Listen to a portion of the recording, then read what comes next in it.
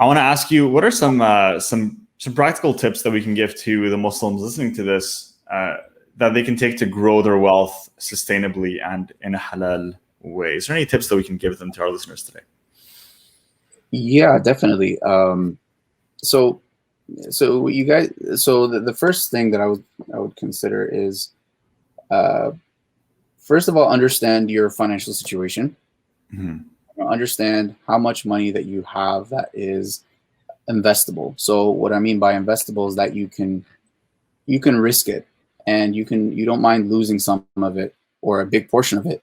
And you can pretty much not lock it up, but you can have it in mind to invest for 3 to 5 years at least. So this kind of money, it's not money that you need in the immediate term. So first of all, figure out how much money you need in the immediate term.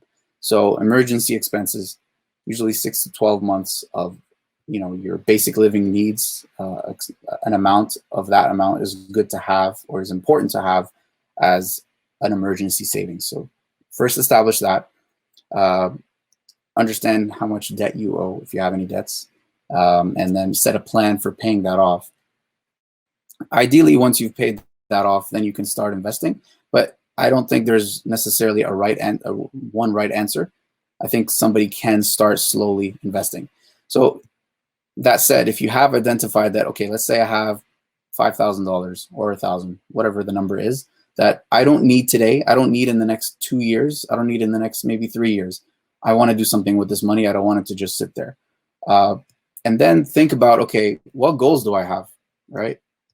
Many of us have the obvious goal of, I want to grow my savings so that I have a bigger pot of money in retirement. That's a very common goal. So, okay, let's start with that.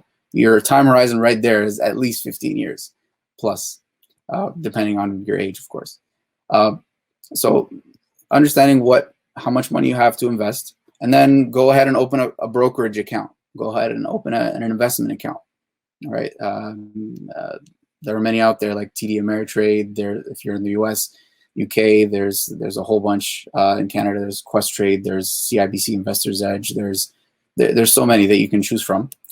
And then what I would do is simply start by getting your feet wet. And I know a lot of people say, oh, you should open a paper account, which is like fake money, basically. I personally don't believe in that. You can if you want to, but I don't think it gets you very far.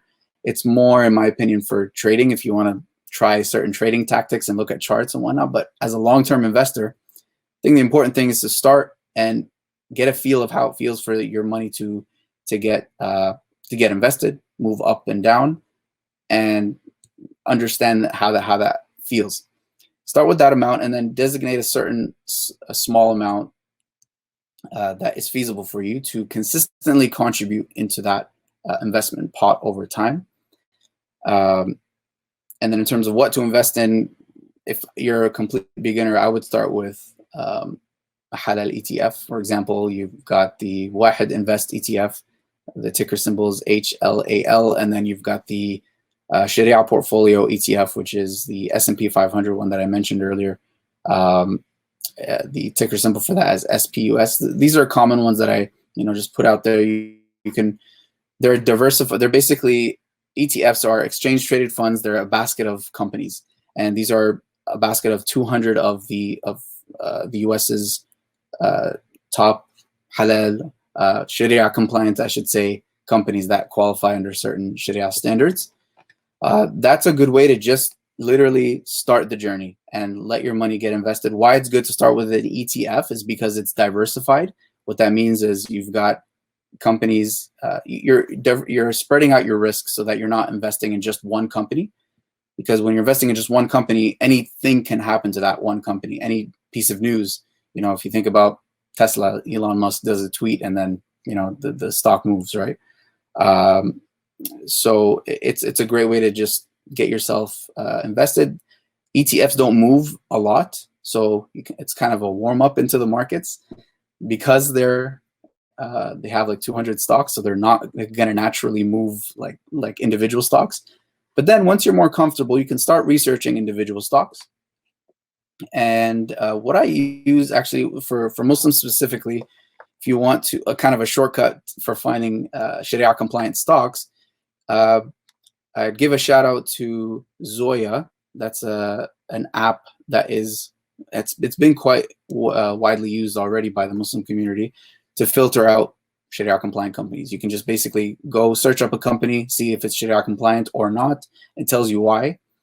And then you've got Islamically, that's another one. They use another standard that's similar to the one that Zoya used. They also use kind of a similar standard, but there are going to be some differences. You can download Islamically as well, but I think you have to pay for that one to see a little bit more information. Finispia is another one. It's another stock screener. And there's one other one that I recently came across. Oh, Muslim Exchange. That's another one you can check out. And they all kind of have their own. It's the same criteria that I mentioned earlier, but they're with slight differences. But these are great tools to use to find individual stocks. And I would put smaller portions for individual stocks because they're a more concentrated bet when you're investing. And they move a lot more than an ETF would. So from there, you kind of get an idea of how stocks move and start building a portfolio of stocks. Something like, 10 to 15, even 20 stocks is good enough to make your own diversified portfolio and learn about these companies, follow up with them, see how they've performed and their earnings.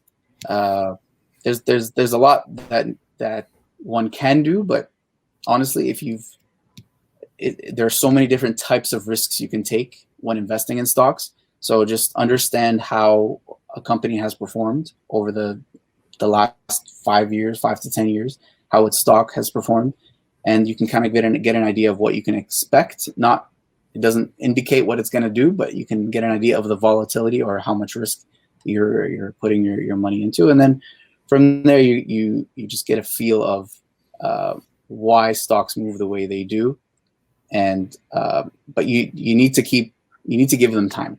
All right, that's a very important thing, especially if you believe in the company and you believe in its growth. Thank you so much for sharing these tips, brother. I think it's definitely a big list that now someone can note down and they can take this and pretty much it's a masterclass